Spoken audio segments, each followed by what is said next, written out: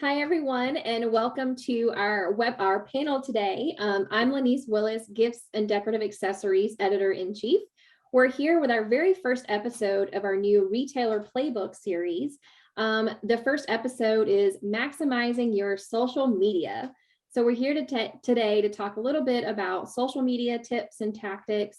And we have a wonderful panel with a variety of experiences from different facets in the industry that we can all learn from, including retailers. So we're so excited to chat with everyone today. Joining our panel, we have, I put all the bios off to the side. We have Tara Riceberg, you're a retailer, store owner of Tesoro Beverly Hills, as well as Tesoro Los Angeles, which was formerly Tweak. I know a lot of us know you by Tweak. She is also a second generation retailer and has served as a board member for New York Now and as a National Retail Federation retail champion. She also is a former Retailer Excellence Awards winner for marketing achievement by GDA. And Terry, you actually were also featured in our Gifted Women's feature too several years back. So we have celebrated you quite a bit here at GDA. We also have Dawn Brinson here with us today. She is the VP of Strategic Marketing at The Media Matters. Dawn brings more than 25 years of marketing, public, and media relations experience, as well as promotional event development experience. She works with and represents home furnishings and decor manufacturers, design professionals, celebrities, nonprofit agencies, and charitable organizations, really the gamut.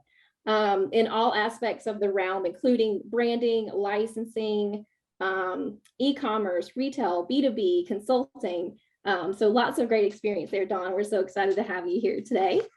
And then we also have Jackie Moon. She's the founder of Next Step Reps, the multi-line rep agency you've probably all seen in Las Vegas. She started as a sales rep in Southern California for 15 years. And was also a sales manager for 15 years, and now runs Next Step Reps, a multi-line agency in Las Vegas for the past 11 years. So she's also an active member of GHTA. I know GHTA has a conference coming up soon too, so hopefully a lot of you are going to be there. It's in like 2 weeks, 23rd, 20th, something like that, very close. All right, so thank you all for joining us today. I'm so excited to tackle social media. I think we talk about it all the time, and there's still always something new to learn. So first, I just want to kind of go around and have you each tell us who you are and what you do for your company, especially in relation to social media and what type of experience you bring. And Jackie, we'll start with you. Okay, well, social media has really taken our company to the next level over the last 3 years. I guess I could even say thank you, COVID. We have a social media guru named Maggie that works on our staff. And as an agency, we act as the support arm for our brands. They do the primary marketing on their products to both retailers and consumers. And then we provide the representation of those brands in our 6-state territory. Our role is to market via social media, e-blasts, our website to the retailers so that they know who to order the products from. Maggie's also in touch with our brands on a regular basis to send out a similar, or in some cases, an exact identical message to our retailers via our feeds and reels. Then our reps send her display pictures from the retailer stores that they call on to kind of promote and give ideas to other retailers on how they can put together a vignette or whatever that might be. Then we pass those also along on our Facebook and our Instagram to show ideas, so that if they have a specific question, just like during shows, retailers are always saying, can we take pictures and put it on Instagram? Sure, we like that. We found that reels get more attention than static pictures, even if you put words below it anymore. In the beginning, we didn't do reels at all, and now we do them almost all the time. Repeating the messaging in our different social media feeds is where we've seen the most success, especially when it comes to focusing on reasons and seasons for ordering.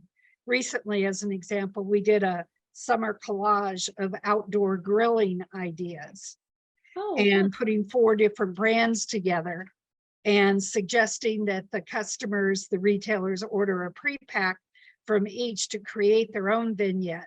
And the response was tremendous. Retailers could do something very, very similar and put together a vignette in their store of those same products. Yeah. Okay. We love social media.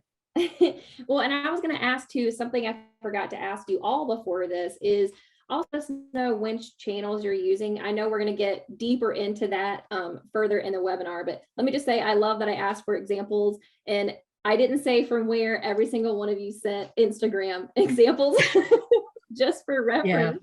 Yeah. So I think I know a channel of choice for many of you, but so let's switch over, and Tara, just tell us a little bit about yourself and your experience with social media, and then we'll get deeper into some questions and some examples to show you all too. Perfect. So as you said, I'm a second generation retailer.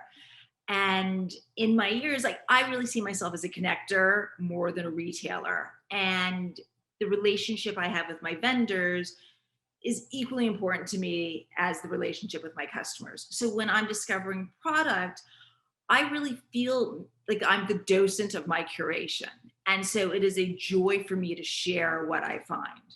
Obviously, as a retailer, I'm also a bit of a gambler because I'm obviously buying the product that I'm trying to, show to everybody.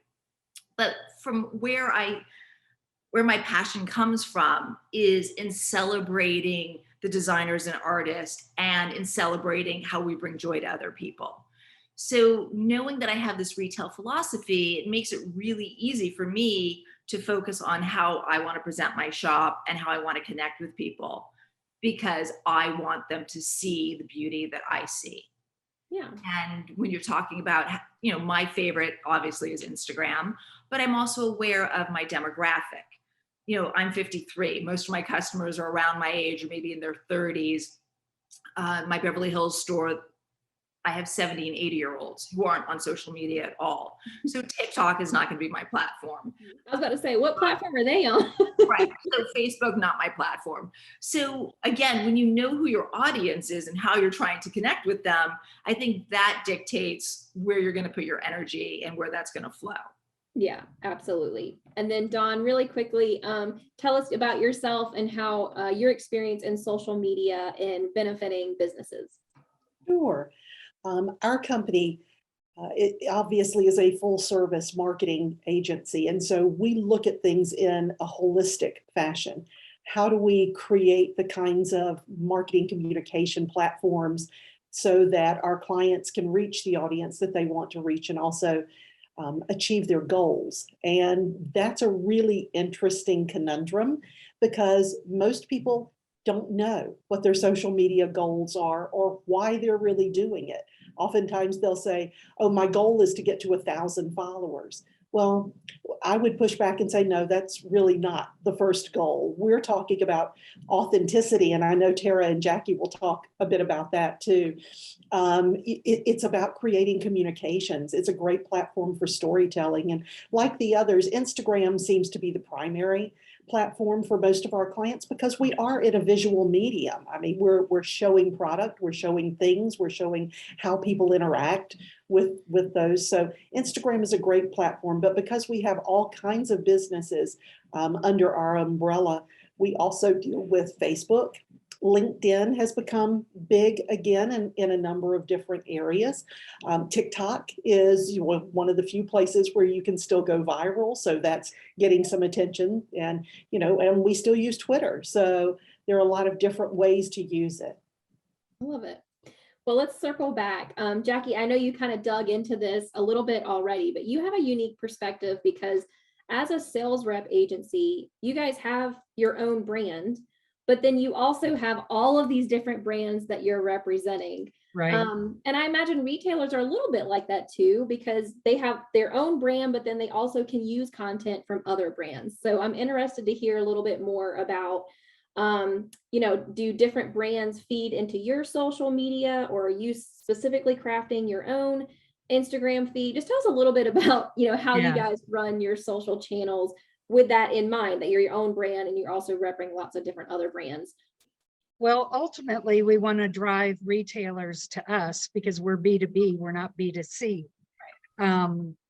Yet we find that when we are promoting, we'll tend to do categories or reasons and seasons to promote to the retailer, which what that in turn does is when our rep walks in their door, they remember something they saw from us on Instagram or Facebook or whatever it might be. It might even have been an e-blast to a targeted territory on a subject.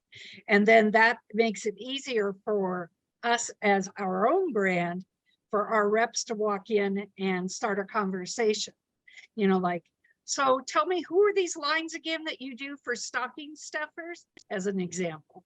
And then that just opens it up for the rep. And then, but as far as our ongoing, like 5 days a week, Maggie, our internet social media guru, she'll put out stuff for different vendors, different brands. And sometimes like once a week or so, she'll put together a vignette of 4 or 5 brands for a specific category. So I feel like we're doing a little bit of both.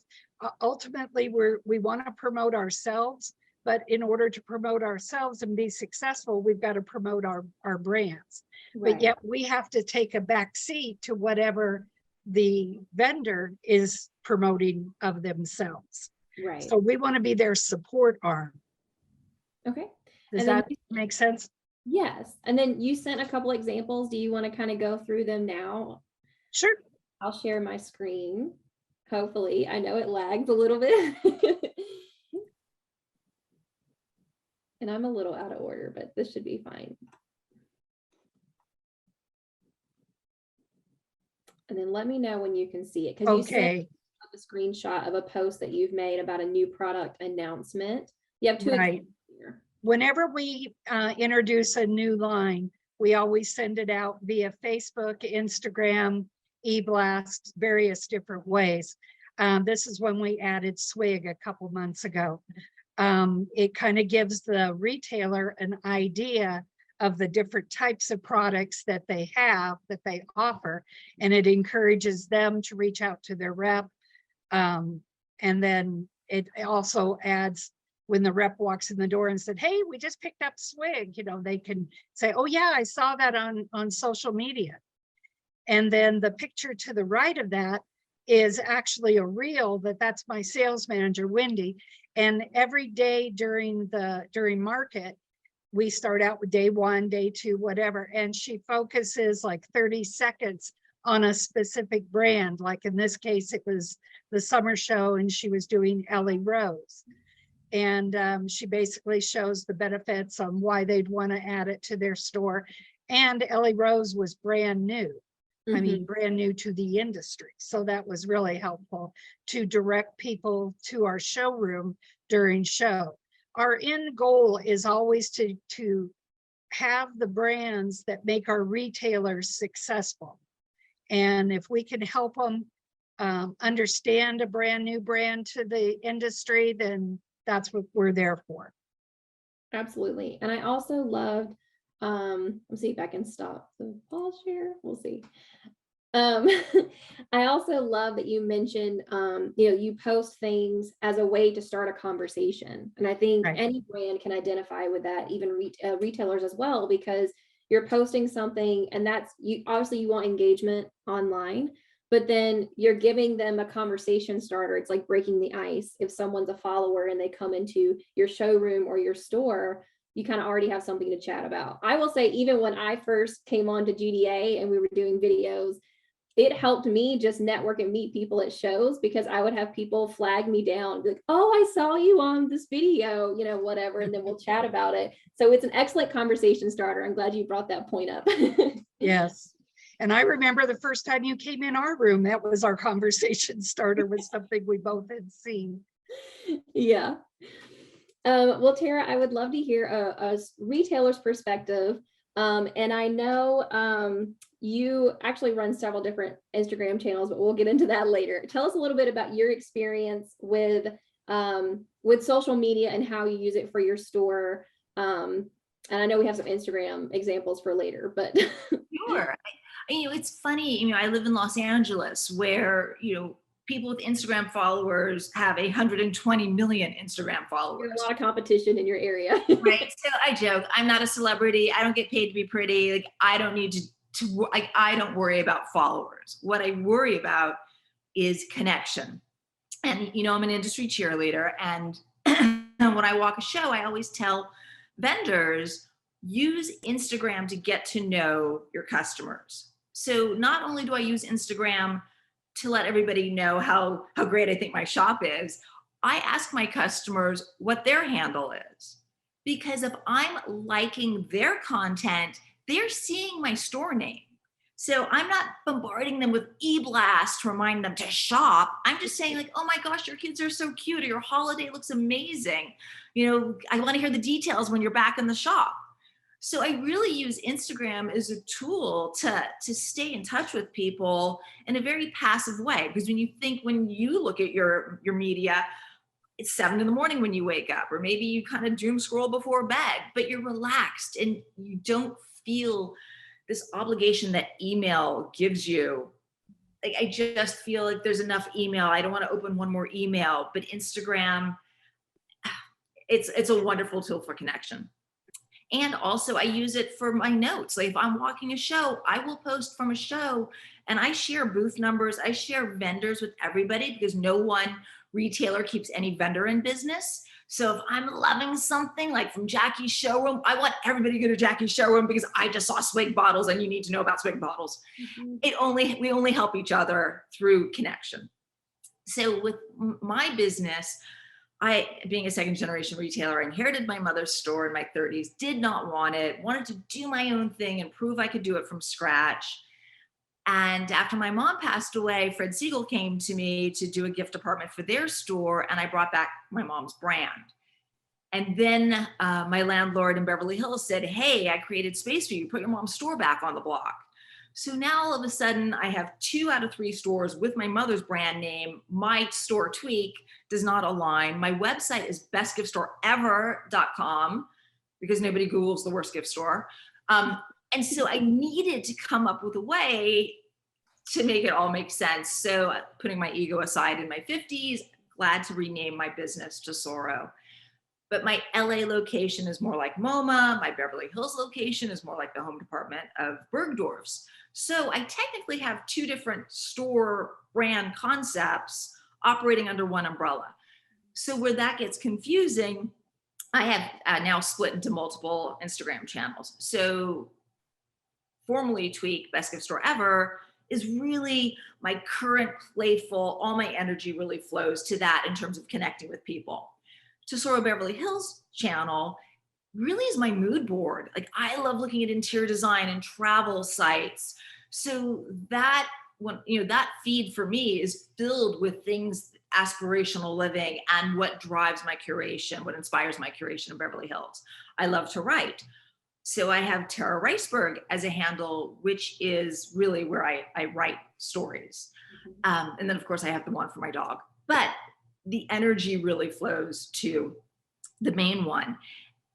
And I did, I joined later. I pay for, Instagram scheduling. I hired a photographer. I did the professional pictures because I wanted my feed to look like brand feeds. It's really easy if you have, a brand with 4 SKUs to promote that on Instagram. But like Jackie, I have 100 different vendors in my store. How do I tell the story of my brand highlighting other people's products? Really hard to do. So I went and I hired this person to make a beautiful Instagram.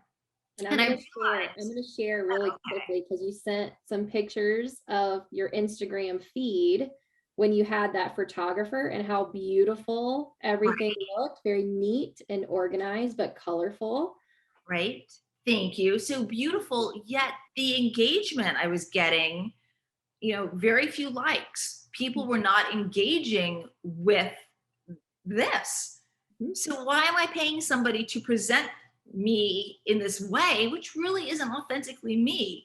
I am like, I don't know, shower, roll out of bed, go girl. Like I don't wear makeup. Like I'm just in the moment. So I started posting videos and reels of me at the trade shows. And I get excited when I discover a new product. And I want to share with everybody why I'm loving these things. So what I realized with reels is that yes, I'm absolutely increasing eyeballs on these products. I've yet to understand why I get 6,000 views on me, modeling a blanket, but 7,000 views with me in a bikini. So I don't know. I was thinking maybe I should just walk trade shows wearing a bathing suit. I don't know what the answer is on how to get the engagement. But what I do pay attention to is not even the likes, but I pay attention to how people engage my reels. So if you drop down a slide, you'll see the engagement. And this is what fascinates me about Instagram. Boom. Who's commenting, who is sharing, and who is saving. Mm-hmm. So when you look at the bathing suit shot, 7,000 views, but only 22 comments. But if you look at the one that was organic in my store, 600 views, but 22 comments. So really the fewer views had a better engagement. And when you're thinking about social media, you want to engage the eyeballs, right? So they're sharing my content, they're saving my content. That matters so much more than them just liking what I'm putting down, right? I truly know that, hey, something I said or something I'm showing is resonating with them. And it also helps me buy, because I know if something is popular on a reel that I've posted, I probably should, change my purchase order and increase the buy because there's actual traction to what I'm sharing. So absolutely. I love it. I love that you touched on authenticity. We hear that all the time, to be authentic on your social media channels. Just like we were talking about with Jackie, it's a conversation. Tara, I love that you use it as a way to connect with your customers. And Dawn, as you were saying earlier, like, what is your true social media goal? I think people get obsessed with just knowing that they should be on social media and have followers, but not why are they on social media and what are they doing? Sorry to interrupt you, but one thing go at it. Occurred to me yesterday. So I had this vendor who came in, didn't have an appointment, wanted to show me his product. Okay, fine. It was amazing. So I'm glad he dropped by. But literally my hair was back in a bun, no makeup, dark circles. I shot the video anyway. I posted it. When you're posting, do not worry about being perfect. Do not worry about, oh my gosh, I don't look good. It really isn't about you. It's about the communicating. And if you live in fear that you're doing the wrong thing with social media, you're never going to do anything with it. And if you're insecure about being on camera, practice in the mirror. Take 20 takes before you post the reel. Edit your reels. You can always delete. You can always archive a post. But the idea that you start somewhere and take the leap and experiment, life evolves. Your Instagram can evolve. And the goal is to do something and just don't live in a space of fear. Absolutely.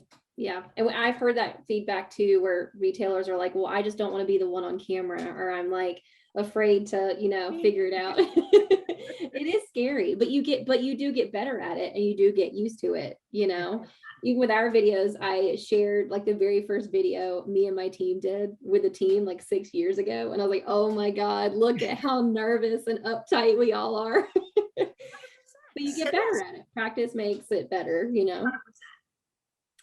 So Dawn, you actually work with clients in helping them to develop their strategies across multiple platforms, Instagram, TikTok, Facebook, LinkedIn, whatever it might be. In your experience, what do people get wrong?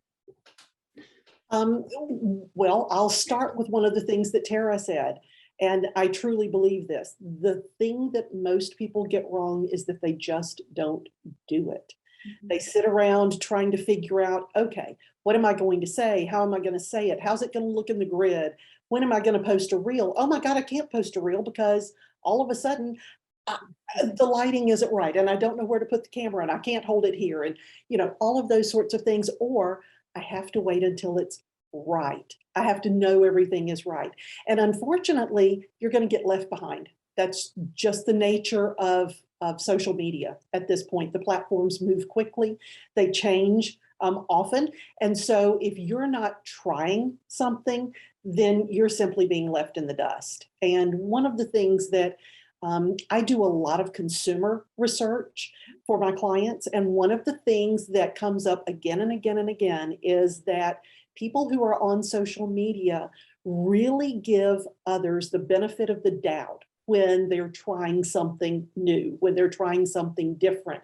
They don't ding you for doing something not great the first time out or not the way you really want it the first time out. As a matter of fact, they give you points for that and they let you grow in the space. So be brave. That's one of the things we're going to talk about later. Be bold. You know, it goes back to nobody wants to carry average or bland items in their store. So why would you want to be bland and uninviting and you know, plain on social media just because you thought you got it right?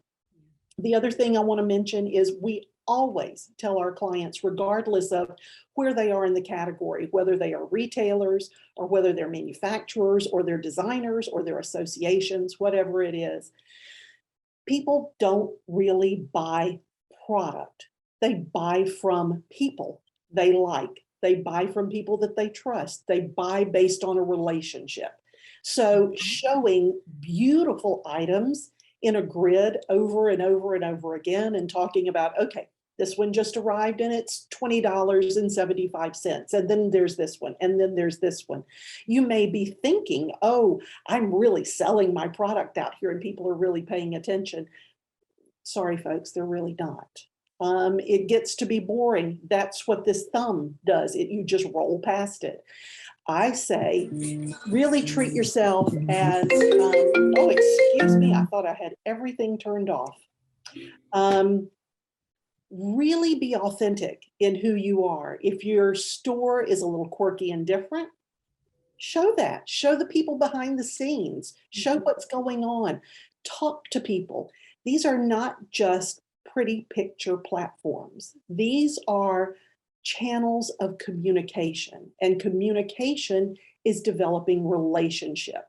Yeah. And so you understand how you want to communicate on each platform, which platform does the best kind of communication for a particular sort of thing. If it's business, it goes on one kind of platform. If it's behind the scenes, it might work well on a different kind of platform, but treat it as if you are truly communicating with people. And so to that point, Lenice, can you pop up that one example that I'd like to talk about for a second? Yeah, it should pop up. One of the things we have to do is we have to understand brand voice for all of our clients. What is the brand? What's their real meaning? What's their purpose in the world? Why are they there? And so we come at it from a position of, let's be able to communicate that out. Let's be able to talk about that. For a long time, it was thought that Instagram captions should be short and pithy. 5 to 9 words, move fast. What we have found in terms of the data is that on occasion, and more often than not now, and especially driven by COVID, people want to get to know you. And if you use particularly Instagram as a platform to tell your story, to become a storyteller, you get much higher engagement, just the way Tara was doing it with Reels. So if you have a post, and I pulled a couple of examples from Splashworks here in High Point, which is a company that remakes art for the world.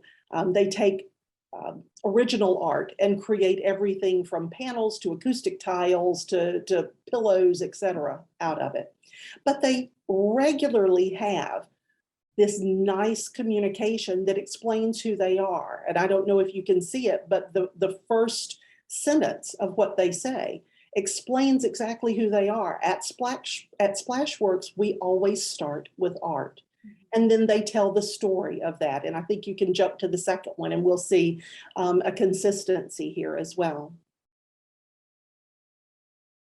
And again, they create their brand promise right up front for you. Artists create, Splashworks recreates, giving original art an afterlife. So they're telling you what you're about. So as you get new followers, you automatically see your followers will see what it is, but they also are using the platform in a somewhat storytelling fashion.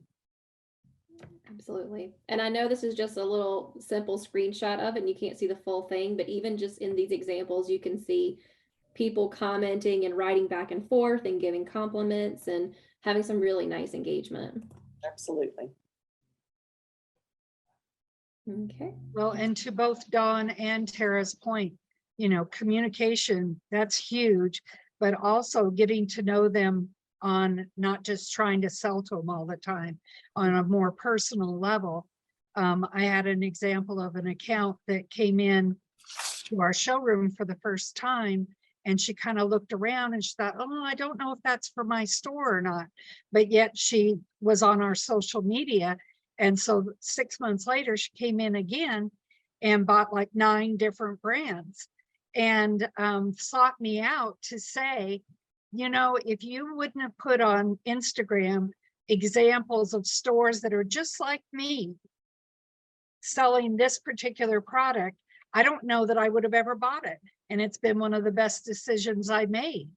So I love the fact that you can interact with them and show them different ways of, like we do, different ways of marketing certain products. You know, if it's a kitchen item, but you're not a kitchen store, how can you develop that customer base?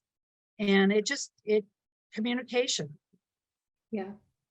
Yeah. So Yeah. one thing I wanted to add too is the profile description of your business, right? So when somebody first clicks, you know, that first block of information is really key. And the thing that I love about that too is it's fluid. You can change that. I always tell vendors when I'm walking the shows, put your booth number, put the floor, like let me be able to circle back and find you. That's prime communication right there. Right. So I love the profile and I feel like that's a great opportunity that gets overlooked a lot of times. That's a really good point. So I know all these examples that we had today by accident are from Instagram. But, you know, depending on what your customer, your target customers, you know, age or demographic or life stage or life cycle is, you know, they might use different platforms. So what different platforms do you all use? And then how do you delineate them, or do you use them for different reasons or different strategies? Tara, we'll start with you. Well, as you know, Instagram is my favorite. And of course, I link it to the Facebook page of my business. But honestly, I feel a little overwhelmed with all these different channels and all these places I'm supposed to pay attention to and nurture. Plus, I have 2 stores with 2 different Instagrams, 2 different Facebooks, so that there's so much going on. And I also have my personal Facebook, and it's fascinating because I never post business on my personal. And one of the things that COVID really taught me, I mean, I was pretty much prepared to fail and go out of business during COVID. And I said to my dad, I go, just so you know, the store is me, but I am not the store. And I think when you also realize your business is not you, it focuses you on how you present your shop. And I love Facebook because if you do want to write, it's a larger platform. Instagram limits you to how many words. So if you really feel like maybe there's a blog post, like I like to post on my blog because I can write forever on my blog. I feel that people don't pay attention to their blog so much. And if you're doing search engine optimization, if you're creating new content for your website through your blog, the search engines will find you. It is a better way to get in front of the engines to pop your the popularity up. So we never talk about blogs anymore, but it really, you got to put some content in there. And I'm not saying it has to be an essay. It could be a photograph with an interesting paragraph. It's an opportunity maybe for your customers to know who you are because it's your personal blog. So the blog for me is a super important space that we often overlook. Okay. Dawn, can you discuss a little bit about, different platforms, maybe, what type of content for different platforms or which platforms work for certain strategies over others? It's a big question, I know, but. Sure. Well, again, to Tara's point, one of the things that we really work with our clients on are what are the platforms that are important to your messaging and to your clients, and focus on those. Don't feel like you have to be all over the board all the time. You can always add more later. You can change which ones have more emphasis going forward. That's the nice thing about social media, is it's never just this. It's constantly morphing, and you're able to adjust as you go forward. One of the things that we are seeing that's a little bit different now, certainly Instagram, I think for most of our industry is a very strong platform. Facebook is a strong platform too, and often people will auto post directly from Instagram to Facebook in order to be able to leverage both of those platforms well.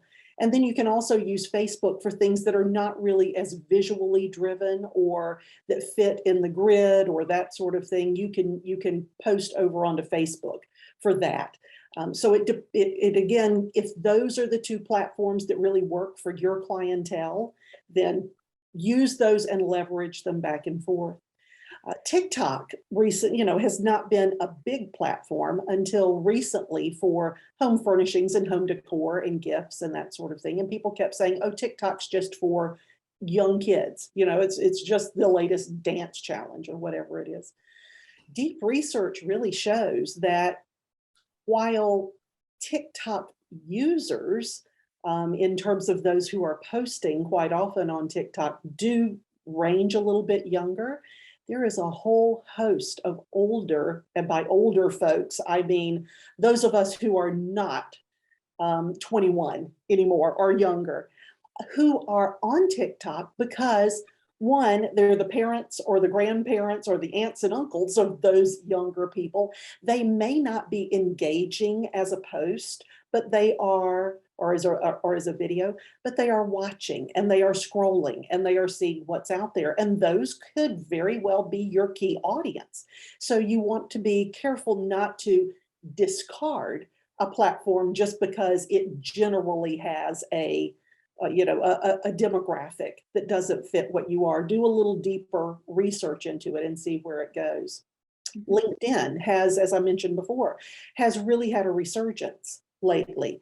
And interestingly, if you work in the B2B space, especially, and a lot of my clients are both B2B and B2C, and certain B2Cs work as well on LinkedIn. Again, it's more creating a bit of a story platform, a bit of a more professional, and by professional, I don't mean as opposed to unprofessional, but it is more of a professional platform for you to be able to tell a story of who your company is, how it gets the right kind of attention, who else is supporting that company. For example, if you're written up by Gifts and Deck, let's say, it's a perfect place to put that in, or it's a perfect place to comment on a story there that other people will see. And again, remember that just because these are business owners or business people, they're also the same people who typically are shopping as well. So, you tailor the kinds of conversations to the right kind of place, but don't get overwhelmed. If you have to start on just one or two platforms and do it well. And for Lord's sake, do it consistently. Customers crave clarity and consistency. So if that means you can only do it once a week, but you can do it every week, do it. If you can do it as Tara does it, or as Jackie and her team do it often, even daily, that's terrific. That's even better. But stay consistent with it and look at the platforms that you feel most comfortable on and that most of your clientele are going to be on. Absolutely. You know, as Jackie, do far- you want to? Go ahead. I was going to say, do you want to touch on which channels have done the best for next step reps? Or add whatever you wanted to add. Sorry. So since we're mostly B2B, and to be honest, the only thing we currently use LinkedIn for, so maybe after what you're saying, Don, I need to look at my LinkedIn a little more often. But our LinkedIn, we primarily used just looking for talent for our staff. You know, if we had a position open or whatever, or I would use it just to stay in touch with brands that we either currently represent or would like to represent in the future, and I want to stay in touch with them. So that's primarily what we've used LinkedIn for recently. Now, as far as Facebook and Instagram, I think it's interesting that we started out with the assumption that Facebook was for the older person or the more traditional retailer. And so we, for about, I don't know, a few years, that's what we kind of used to reach that customer.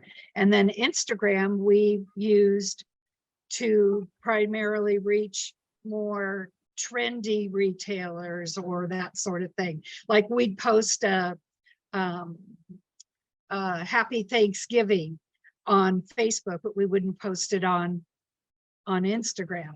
But nowadays we pretty much post the same thing on both Instagram and Facebook. You know, I primarily have been proven wrong that our original theories didn't hold up. But you know, now it's what we don't do Twitter and we don't do TikTok. When we do our reels, it's all through Instagram. So I was going to make a comment about reels too, and why I prefer posting reels as opposed to just posting a video through the feed. You get more creative control on your reel, and you can change the cover photo. So when you're posting reels, you really get more of an aesthetic that you're in control of, where you can't get that just posting videos straight to the feed. Okay, that's a good tip. I like it. So let's talk about paid social media. You know, we like to have it all be organic, but you know, social channels are also businesses. So do either of you use paid social media as part of your campaign strategy? Or Dawn, in your case, do you recommend it to clients? In our case, yes, we do. It's very strategic. It's not a ton of money for any client. And we look at it as a campaign, and we follow very carefully what the baseline is, what our stated goals are, and then we review all of that for whatever period. Again, the nice thing about social media and about any kind of paid advertising is, one, it's affordable, and two, you can change it on the fly. You know, it's so easy to do A/B testing with it. You put one kind of thing out, see how it performs, you put the next one out, or you run them simultaneously, and you see what's performing, what's resonating, what is drawing more engagement, what's bringing in more followers, depending upon what your actual goal is for it. And then you can lean more into that. For example, one of our interior design clients has a high-end interior design firm in the Northeast, and one particular image of a project kept resonating when we would boost the posts, anytime that we would do any social advertising. And it was a little different than her typical aesthetic. And she was concerned that it wasn't showing her real aesthetic, but what was happening was people were commenting on certain elements of it because it was so unusual. When they would call, they would say to her, I really liked this one element or this other element, but I really like the way you can incorporate it into your more expected designs. So people want to see something oftentimes that's a little unexpected, but they fall back into, well, give me a little bit of that unexpected along with this other, you know, this more expected platform. And so, yes, we do recommend it when clients can afford it, and when there is a specific reason for it. We always work from what's the reason and what's the goal. Right. Absolutely. Tara, do you use paid social media? I haven't.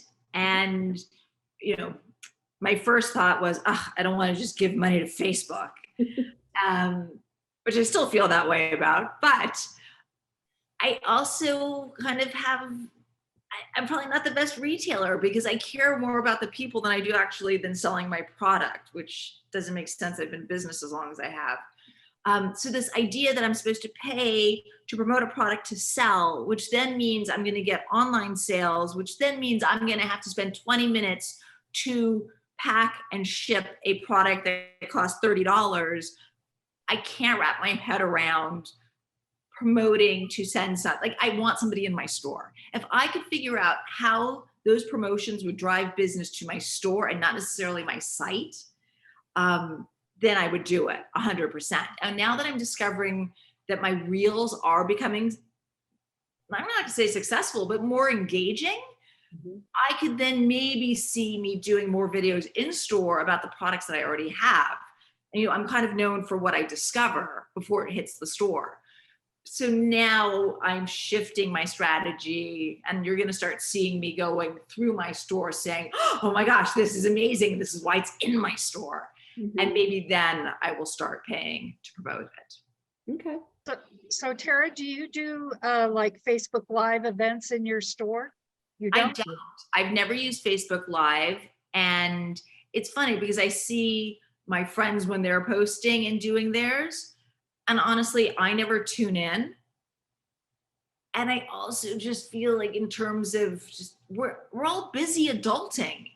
And Right. I really like to be as passive as possible when I connect with people, because I respect that they probably have 3 kids they need to take care of, and they cannot stop at 11 a.m. to watch me walk around my store. So I'm all in on Reels and putting it out there. When people find the time, then they can engage on their clock. We've had retailers, mostly local here in Vegas, retailers asked to use the showroom to do Facebook Live events.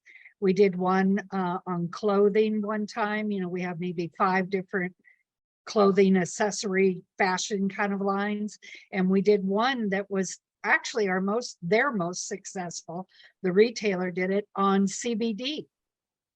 And we had a line of CBD products, and they came in and did it, and they had this tremendous response. I mean, they couldn't thank us enough. And it made us think maybe we should set up a section during non-show time for retailers to come in and use our showroom, since we have everything from a particular brand, and let them do it. But that's kind of gone on the back burner right now, but it's always a possibility, and you could do it in a retail store just as easily.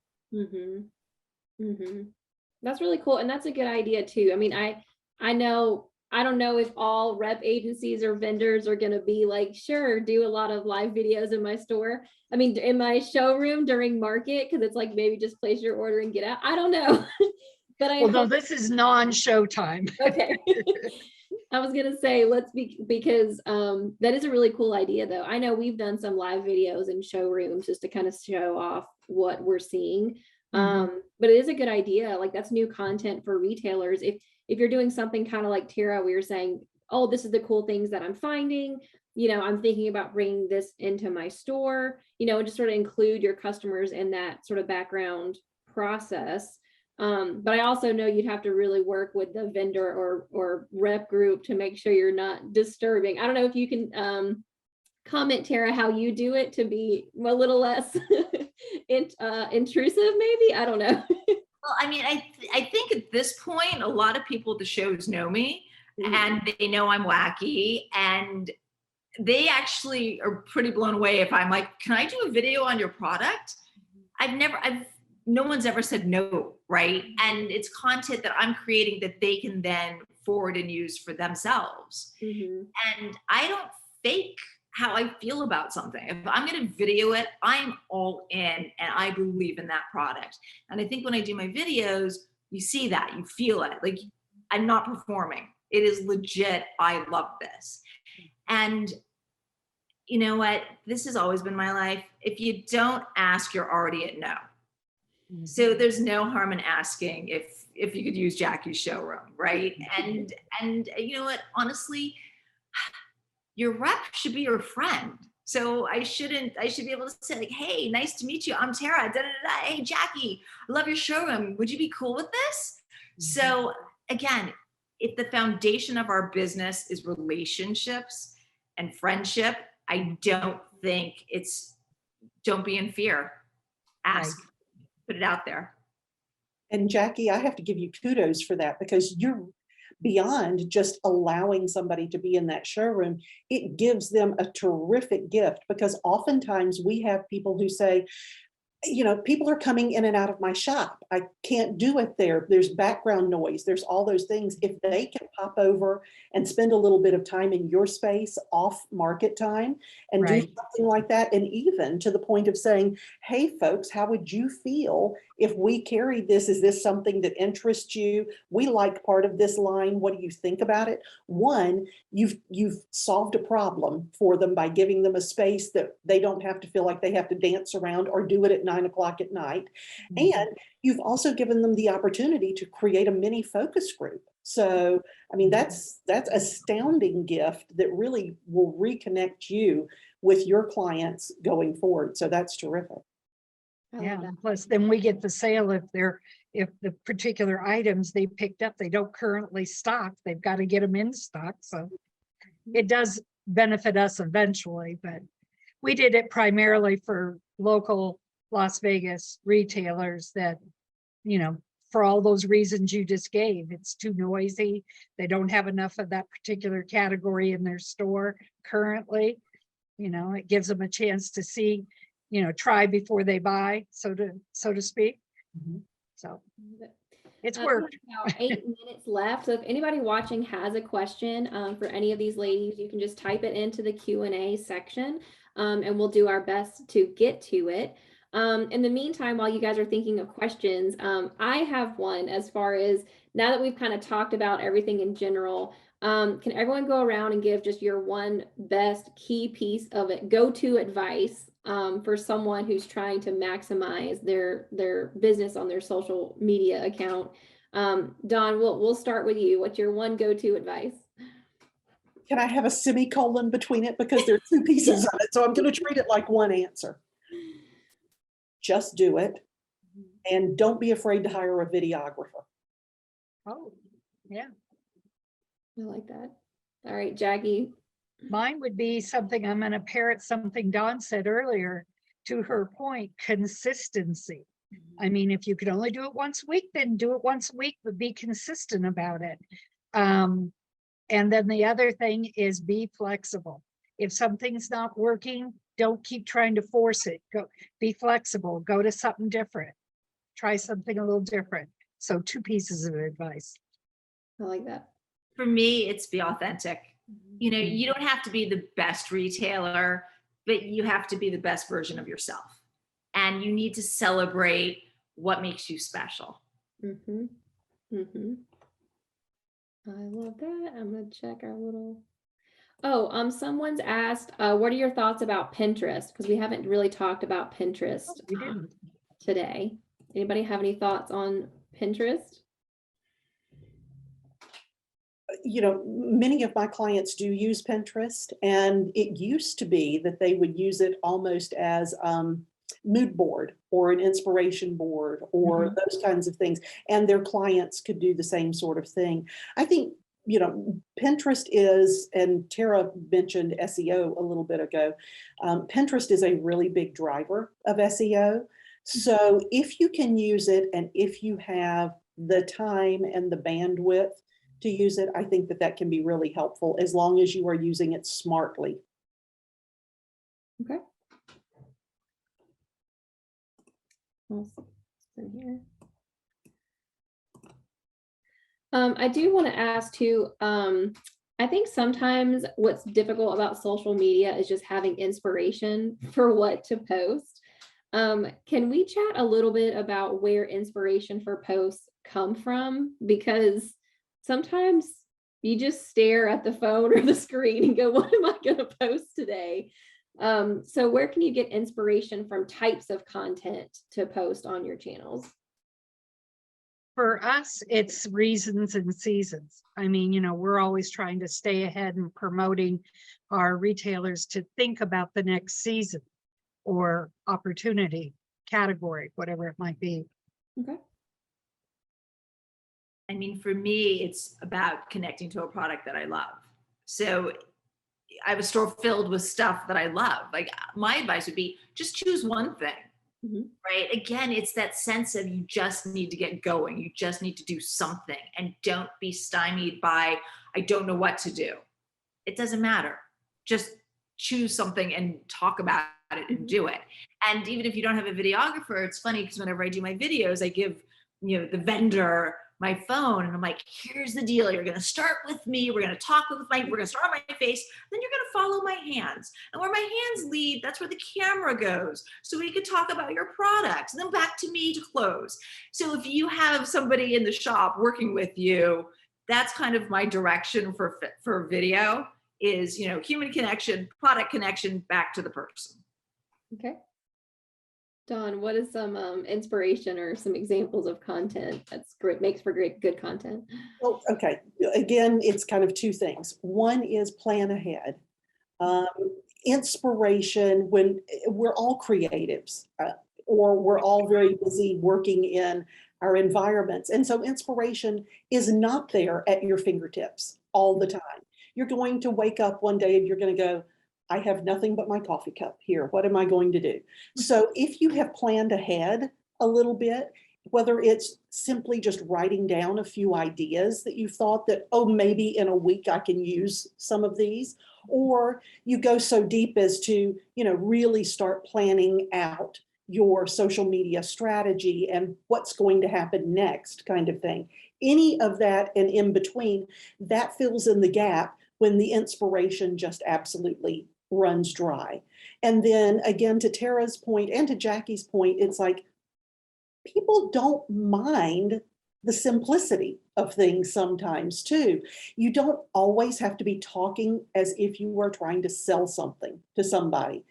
If you don't have something really inspiring to show that day, talk about something else. Spend a little bit of time going, you know what? It rained like cats and dogs today, and it just put my mood into XYZ. And here's where I am. And I don't know if that's the way you guys are feeling, but I just wanted to share that with you today. 100%. In my famous, bikini video, it was poolside after New York Now. And as we've all walked shows, you become inundated with the pressure of the sound of the noise and the choices and the people. You just need to decompress. And I just did a video talking about the need to decompress. And I got a lot of action because people got to see behind the scenes that, I am a real person with real stress and anxiety, and it's okay. And if I'm feeling it, you're probably feeling it. And doesn't it feel great to know that you're in this world together and you're not alone in those thoughts? And another thing I was going to say too, Dawn, for the planning, it seems like every day now is National Something Day. It's National Donut Day. It's National International Puppy Day as opposed to just National Puppy Day. So every day there's something. I would say, Google the calendar for what the days ahead are going to be, and then maybe you'll be inspired to do like a dog toy post because Right. that's coming up next week. Great idea. That is good. I love it. Well, I know we're here at time, so I'm just going to say thank you all so much for joining us today and learning a little bit about social media. And thank you, ladies, so much for giving us your time to share your thoughts and advice and experience. It's been really valuable today, and I've had a great time doing it with you all. Thank you. And I certainly have learned from Jackie and Dawn, so thank you guys. Thank you guys so much. Thank And you. if you liked today's video, it will be available on giftsanddeck.com as a recording. And we write articles in all these videos as well. So if you want to see the next episode of the Retailer Playbook, you can find all that information on our website. And you can always go back to it later and watch the recording. So you can just keep learning with us. Thank you guys so much, and happy Friday.